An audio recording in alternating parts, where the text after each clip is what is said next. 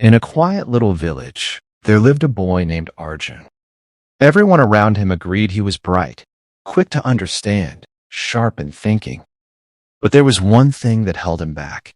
His mind simply refused to stay still. It leaped from thought to thought, idea to idea, like a spark in the wind.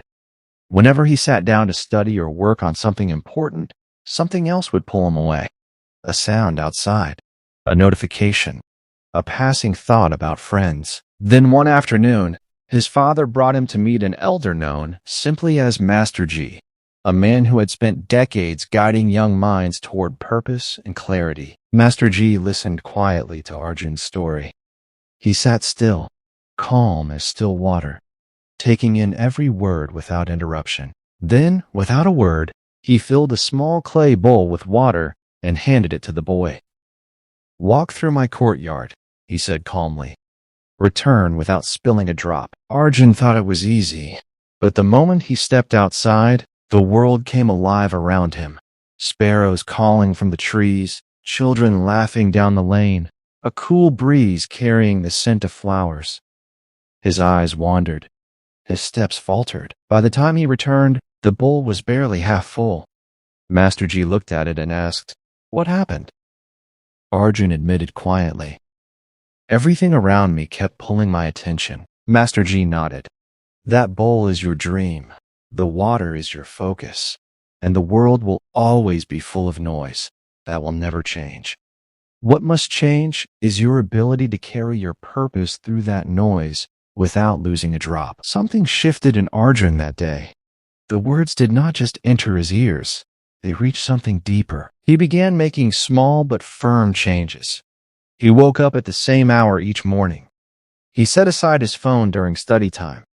He started sitting in silence for just a few minutes each day, not doing anything, simply watching his breath and training his mind to return whenever it wandered. It was uncomfortable at first. His thoughts still drifted, but each time he gently brought them back. Slowly, the restlessness began to settle. His thinking became clearer. His work improved. His confidence grew quietly, without fanfare. Months passed. Then one day, news spread of a regional competition. A challenging problem-solving event open to young students across many villages and towns. Arjun signed up. On the day of the competition, the pressure in the room was thick. The problems were complex. The time was short, and many students around him began to panic. But Arjun breathed steadily and moved through each question with patience, one at a time, just as he had learned to carry that bowl of water. When the results were announced, Arjun's name was called first. The crowd erupted. His father stood with tears in his eyes, and Master G, watching from the side, smiled, not with surprise, but with quiet recognition. Arjun had not won because he was the most talented in the room. He had won because he had learned something most people never do: how to guide his own mind. From that day on, people in the village did not just remember Arjun as a clever boy. They remembered him as someone who had done the harder, quieter work of mastering himself.